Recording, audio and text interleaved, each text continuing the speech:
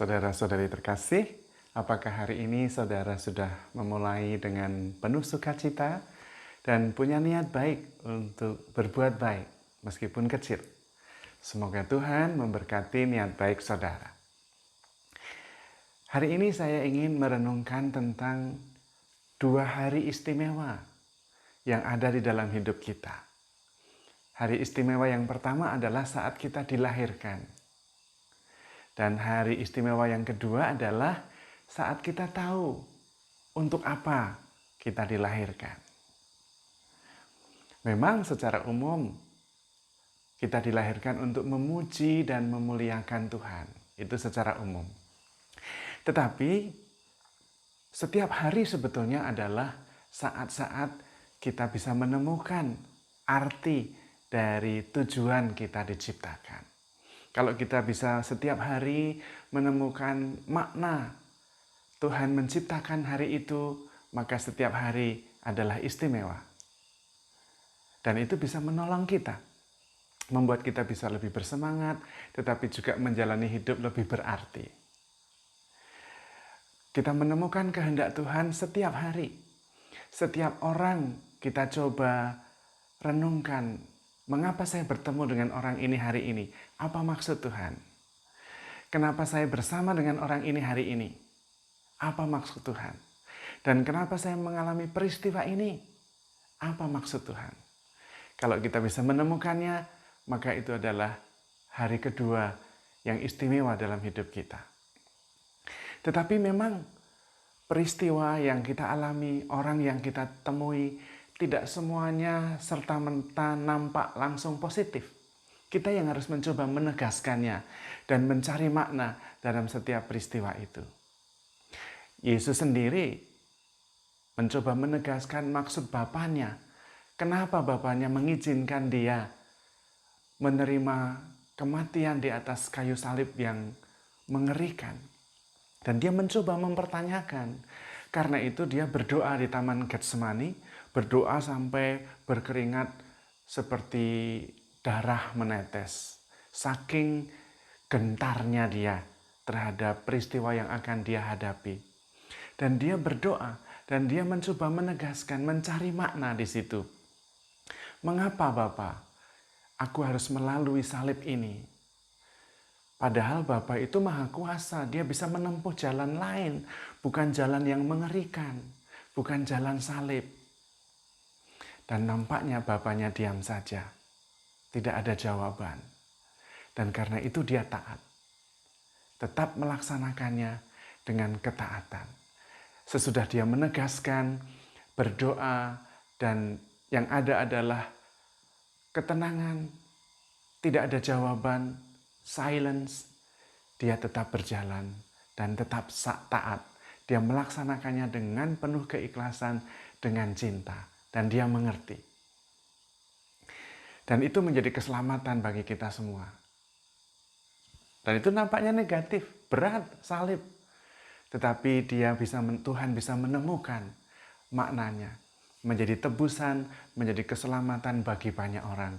Keselamatan seluruh dunia sepanjang sejarah. Bahkan derita dan maut di dalam tangan Tuhan bisa menjadi keselamatan. Paulus juga sama.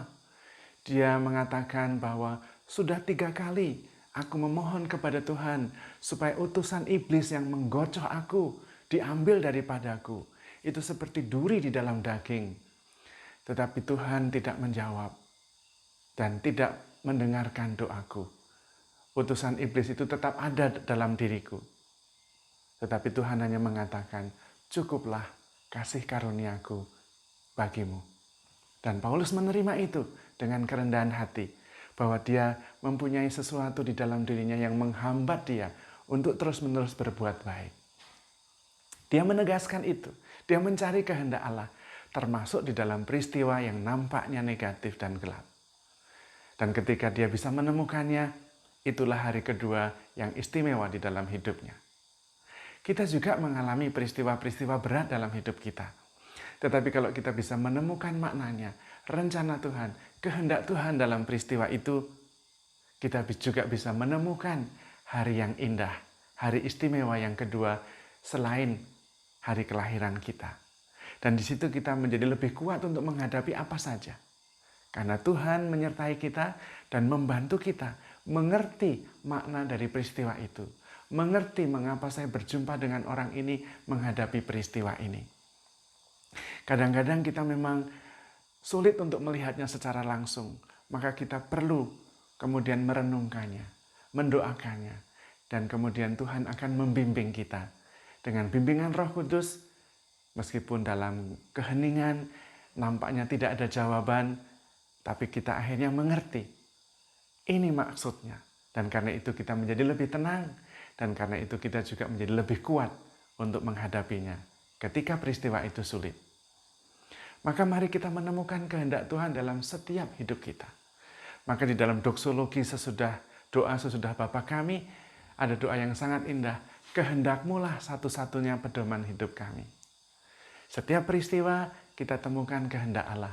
Setiap perjumpaan, setiap relasi, kita temukan maksud Tuhan bertemu dengan orang itu. Dan dengan cara itu, kemudian kita bisa memaknai seluruh hidup kita sebagai hari-hari yang istimewa. Entah itu peristiwa yang baik, entah itu peristiwa yang buruk. Dan kalau kita sendiri kadang-kadang tidak mampu, kadang-kadang kita jatuh, kita berdosa, kita bangkit lagi. Cari lagi kehendak Allah. Disitulah kemudian ada dinamika bahwa relasi kita terus-menerus dipandang dalam hubungan kita dengan Tuhan. Maka setiap peristiwa menjadi peristiwa rahmat.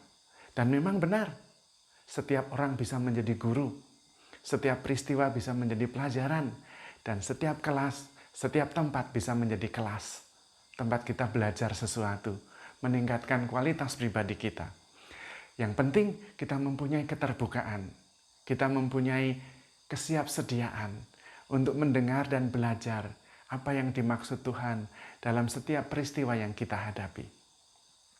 Saya sendiri kadang-kadang juga frustasi dengan dosa-dosa yang sering dan selalu itu saja yang saya lakukan. Dan ketika saya jatuh, saya merayakan sakramen pengakuan dosa, atau pada waktu malam saya berdoa kepada Tuhan dan doanya sederhana. Tuhan, Engkau tahu bahwa aku orang berdosa. Tetapi Engkau juga tahu bahwa aku mencintaimu meskipun aku berdosa. Ampuni aku. Dan kemudian mengakhiri hari itu dengan lebih tenang, lebih positif. Karena besok selalu mengandung harapan untuk menjadikan segalanya lebih baik lagi.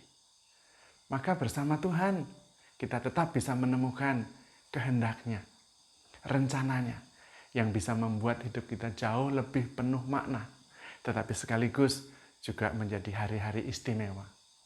2 hari istimewa saat kita dilahirkan dan saat kita mengetahui untuk apa kita dilahirkan. Dan kalau kita mencarinya setiap hari, untuk apa saya dilahirkan hari ini? Maka kalau kita bisa menemukannya, hari-hari itu menjadi hari istimewa. Dan percayalah, Tuhan tidak pernah ingkar janji, Tuhan akan selalu menemani kita dalam setiap peristiwa. Kalau kita bisa menemukan jejak-jejak Tuhan, maksud Tuhan dalam setiap peristiwa, setiap hari yang kita hadapi, maka hari-hari kita penuh dengan pengharapan, penuh dengan sukacita, tetapi juga penuh dengan mujizat. Tuhan memberkati.